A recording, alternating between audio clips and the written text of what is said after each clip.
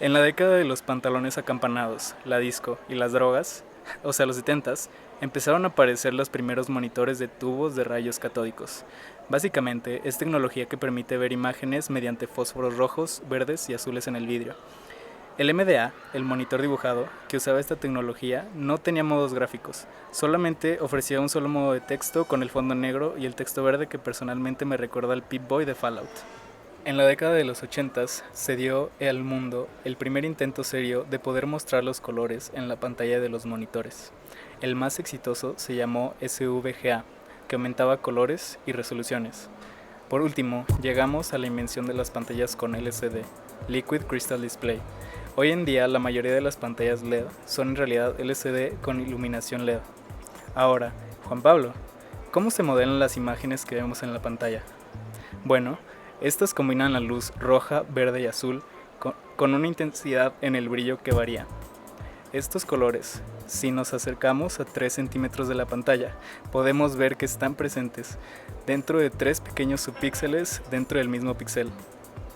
Es como si Mariano fuera el protagonista de Fragmentado y tuviera 3 personalidades dentro de él, pero que brillaran rojo, verde y azul. Una vez que la tarjeta gráfica recibe la información de los colores en memoria, su tarea es traducir esos números en señales eléctricas. En pantalla, de 24 bits por píxel, se reservan 8 bits para el rojo, 8 bits para el verde y 8 bits para el azul. Los algoritmos de color mapping, o mapeo del color, se utilizan para ajustar el brillo y el contraste de una imagen, sobre todo en escenas con un rango dinámico muy amplio. El algoritmo decide cómo transformar los valores de brillo según el vecindario de cada píxel. Esto implica que dos píxeles con el mismo valor original pueden acabar con diferentes valores después del mapeo y viceversa. Uno de los métodos más influyentes fue el Retinex multiescala, propuesto por Fan, inspirado en el sistema visual humano.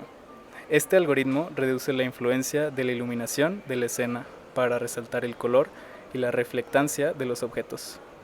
La historia de la grabación del sonido se divide en 4 eras: la acústica, eléctrica, magnética y digital. En 1857, Edward Leon Scott inventó el fonautógrafo. Este aparato recogía el sonido con un cuerno, lo transmitía a una membrana y con una aguja dibujaba las vibraciones en papel. Eso sí, aún no podía reproducirlo. En 1877, Edison creó el fonógrafo. Funcionaba con una aguja que tallaba surcos en cilindros de cera.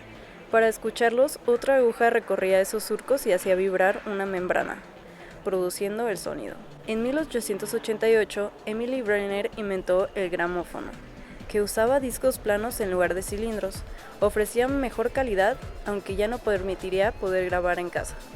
En 1925 comenzó la grabación eléctrica. Aquí aparece el tocadiscos, evolución del gramófono. El disco giraba a velocidad constante, la aguja recorría los surcos y la cápsula fonocaptora transformaba esas vibraciones en señales eléctricas. Luego un preamplificador las corregía y los altavoces las convertían en sonido audible y con mejor calidad y control de volumen. Luego llegó la era magnética. En 1898 Paulsen inventó el telegráfono, que grababa voz en un alambre magnetizado. Más tarde, en 1935, apareció la cinta magnética, que permitió grabar con más fidelidad y editar fácilmente.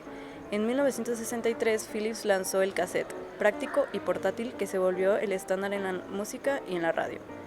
Y finalmente, el audio digital, donde el software, los algoritmos de comprensión y los DAWs cambiaron para siempre la producción y distribución del sonido.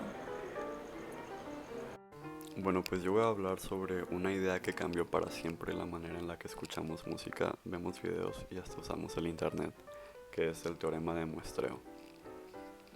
A principios del siglo XX, la comunicación dependía del telégrafo y la telefonía. El gran problema de usar estos era el ancho de banda limitado, ya que solamente podían transmitir cierta cantidad de información, pero había mucha distorsión. Pero en 1928, un ingeniero eléctrico llamado Harry Nyquist, que trabajaba en los laboratorios Bell, se preguntó: ¿cuántas muestras por segundo necesitamos para transmitir una señal sin perder información? Nyquist formuló que para reconstruir una señal analógica había que muestrearla al menos al doble de su ancho de banda. Si se muestraba menos, ocurría un fenómeno llamado aliasing, donde las frecuencias se confundían y la señal se distorsionaba.